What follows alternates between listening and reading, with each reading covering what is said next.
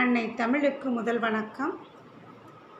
இந்த பக்தி மாதமான மார்கழி மாதத்தில் எங்கும் பக்தி மனம் கமழ வேண்டும் என்பதற்காக சிறப்பான பக்தி பணி செய்து கொண்டிருக்கின்ற வாகை தமிழ்ச்சங்கத்திற்கு, வாகை தமிழ்ச்சங்க உறுப்பினர்களுக்கும் வாகை தமிழ்ச்சங்க நிறுவனத்திற்கும் என்னுடைய மேலான தமிழ் வணக்கங்களை தெரிவித்துக் கொள்வதில் மகிழ்ச்சி அடைகின்றேன். நான் தேனியிலிருந்து லட்சுமி குமரேசன். நான் போடியில் உள்ள சவுண்டேஸ்வரன் நடுநிலைப்பள்ளியில் தமிழாசிரியராக பணிபுரிந்து வருகின்றேன். இந்த மார்கழி 30 நாட்களில் இன்று 20ஆம் நாள். இன்று ஆண்டாள் அருளி செய்த திருப்பாவையிலிருந்து 20ஆம் பாசுரம். 20ஆம் நாள் அல்லவா? இன்று 20ஆம் பாசுரம். 33 அமரர்க்கு முன் சென்று கப்பம் தவிர்க்கும் களியே துயிலெழாய், செப்பம் உடையாய் திறனுடையாய், செற்றார்க்கு வெப்பம் கொடுக்கும் விமலா துயிலெழாய், செப்பன்ன மென்முளை செவ்வாய் சிறுமருங்குள் நப்பினை நங்காய் திருவே துயிலெழாய், உக்கமும் தட்டொளியும் தந்து உன் மணாளனை இப்போதே எம்மை நீராட்டேலோர் எம்பாவாய்.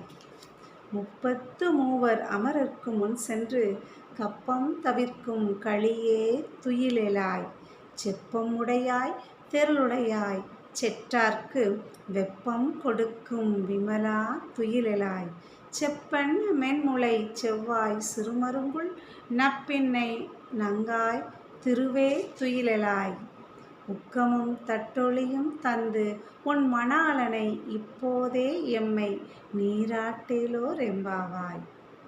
இப்போதே எம்மை நீராட்டேலோர் எம்பாவாய் என்கிறாள் ஆண்டாள். 33 தேவர்கள் இருந்தாலும் பக்தர்களுக்கு ஒரு துன்பம் என்று வந்தால் நிற்பவன் அவனல்லவா? ஓடி வந்து கை கொடுப்பவன் அவனல்லவா? ஒரு வீட்டில் பெற்றோர் இருக்கின்றனர், அம்மா அப்பா குழந்தைகள் என்று. இதில் குழந்தைக்கு ஒரு வழி என்றால், துன்பம் என்றால் உடனே ஓடி வந்து அவளை அணைத்து கொள்பவள் யார்? தாய்தானே. அதுபோல யார் இருப்பினும் 33 தேவர்கள் இருந்தாலும் ஓடி வந்து பக்தர்களுடைய துன்பத்தை போக்குபவன் அவனல்லவா? அன்று மகாபாரதத்தில் அபயம் அபயம் என்று அறைகூவல் விடுத்தாள் திரௌபதி.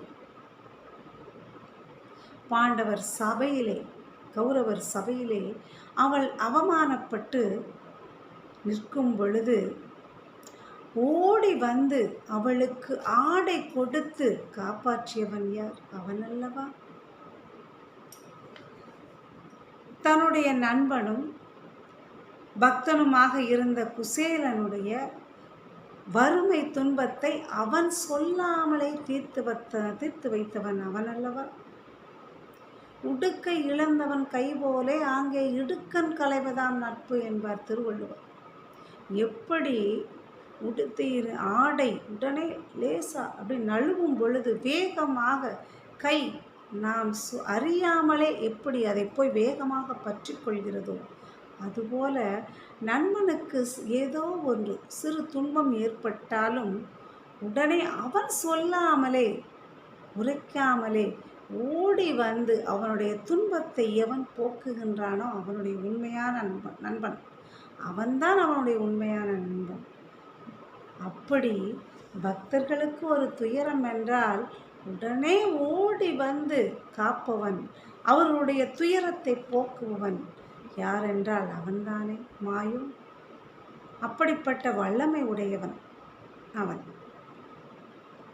அப்படிப்பட்டவனே நீ துயில் எழுவாயாக, நீ துயில் எழுவாயாக, செப்பம் உடையாய் திரளுடையாய், செற்றார்க்கு வெப்பம் கொடுக்கும் விமலா துயிலெழாய், செப்பம் உடையவனே, செம்மை உடையவனே, எந்தவித குறையும் இல்லாதவனே. செம்மை என்றால் எந்தவித குறையும் சொல்ல முடியாது, எந்தவித குறையும் சொல்ல முடியாதது, அதுதான் செம்மை. தமிழ் மொழியை கூட நம் தமிழ் மொழியை சொல்வோம் அல்லவா, செம்மொழி தமிழ் என்று சொல்வோம் அல்லவா, எந்தவித குறையும் இல்லாதது. அதில் எல்லாம் இருக்கும். அதில் எதையெல்லாம் நீ தேடுகிறாயோ அவையெல்லாம் இருக்கும். அப்படிப்பட்டவன் அவன். செம்மை உடையவனே, செப்பம் உடையாய், திரளுடையாய், திறமை உடையவன், ஆற்றல் உடையவனே, வலிமை உடையவனே, பக்தர்களுடைய துன்பத்தை போக்குகின்ற வலிமை உடையவனே, செற்றார்க்கு வெப்பம் கொடுக்கும் விமலா, பகைவர்களுக்கு துன்பத்தை உண்டாக்குகின்ற விமலனே. ஆம், அன்று மகாபாரத போர் நடந்ததல்லவா, மகாபாரத போரில் கௌரவர்கள் பாண்டவர்கள், கௌரவர்களுடைய அணியில் அத்துணை பேராளுமைகளும் அங்கே இருந்தனர். ஆனால் பாண்டவர்களுடன் துணையாக கண்ணன் மட்டும் இருந்தார். அந்த ஒரு ஆளுமையை அத்தனை ஆளுமைகளையும் எதிர்க்கக்கூடியதாக அத்தனை ஆளுமைகளையும் எதிர்த்து வெல்லக்கூடிய சக்தி வாய்ந்த பேராளுமையாக இருந்தது.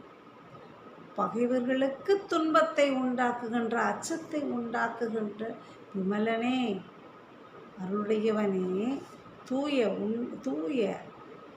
மனதினை உடையவனே, துயிலெழாய், நீ துயிலெழுவாயாக. செப்பண்ண மென்முலை செவ்வாய் சிறுமருங்குள்,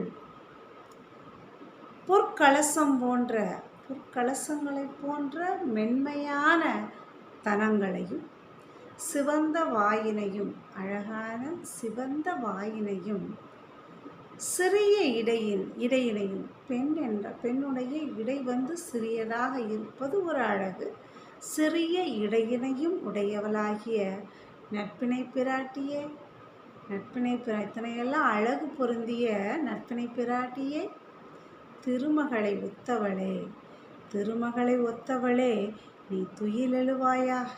நான் நிற்கிறேன், நீ என்ன தூங்கிட்டே இருக்கிறீங்க எல்லாரும், நீ எந்திரி, உங்கள் வீட்டுக்காரை எழுப்பு, துயில் எழுவாயாக அப்படின்னு சொல்லிட்டு ஒவ்வொருத்தரையாக தட்டி எழுப்புகின்றாள் ஆண்டாள்.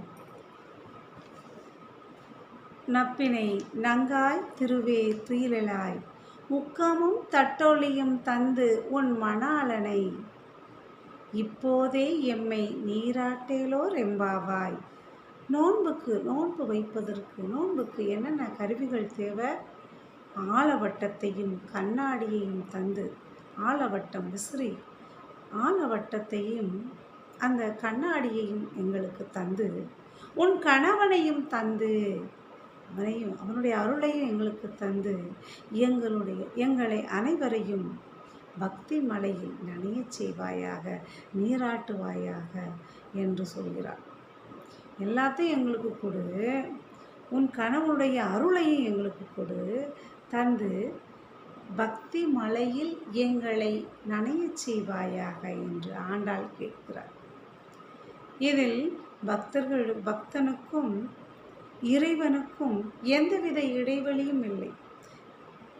தன் பக்தர் கூடையே இறைவன் பயணம் செய்து கொண்டிருக்கிறான். இந்த திருப்பாவை பாடலில் எந்தவித இடைவெளியும் இல்லாமல் எனக்கு நீ என் கூடவே இரு,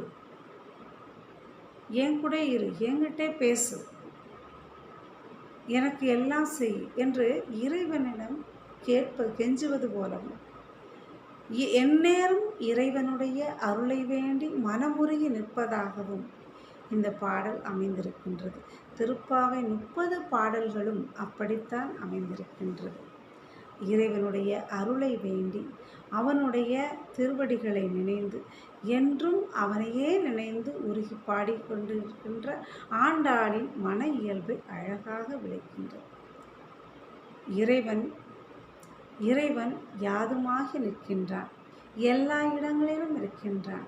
அப்படிப்பட்ட இறைவன் நம்முள்ளும் இருக்கின்றான். அவனை எங்கும் தேடாமல் அவனை நம்முள்ளே தேட வேண்டும் என்ற எண்ணத்தையும் நம்முள் விதைத்து செல்கின்றது இந்த திருப்பாவை பாடல்கள். மேலும் இந்த திருப்பாவை பாசுரங்களை 30 நாட்களும் கன்னிப்பெண்கள் 30 நாட்களும் இந்த பாசுரங்களை பக்தி உணர்ச்சியோடு பக்தி வெள்ளத்தோடு இதனை படிக்கும் பொழுது, பக்தியோடு படிக்கும் பொழுது அவர்கள் எண்ணத்தில் இணைந்த கணவன் கைகூடி நிற்பான் என்பது எந்தவித ஐயமும் இல்லை. இது உண்மையும் கூட. அப்படிப்பட்ட சிறப்பு வாய்ந்த இந்த திருப்பாவை பாசுரங்களை அனைவரும் படித்து, இந்த மார்கழி மாதத்தில் படித்து எல்லா நலன்களும் வளங்களும் பெற்று வாழ்வில் மிக நல்ல வெற்றிகளை குவித்து மகிழ்ச்சியோடு வாழ வேண்டும். எல்லாவற்றிற்கும் அந்த இறைவன் துணையாக நிற்பான் என்று வாழ்த்து கூறி, நல்லதொரு வாய்ப்புக்கு நன்றி கூறி விடைபெறுகின்றேன். நன்றி, வணக்கம்.